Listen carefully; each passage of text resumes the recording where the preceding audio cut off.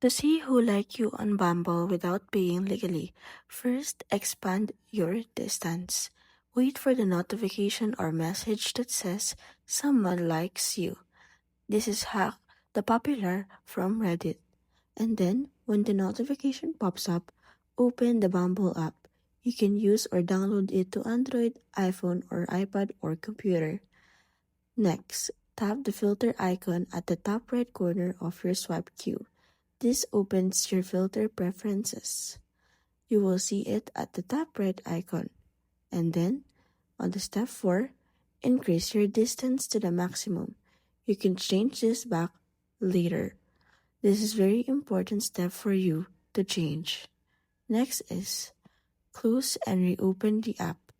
Now that you've changed your distance, the people who like you within that distance will now appear at the top of your match. And that is how you need to see or how to see the person who like you on Bumble without paying.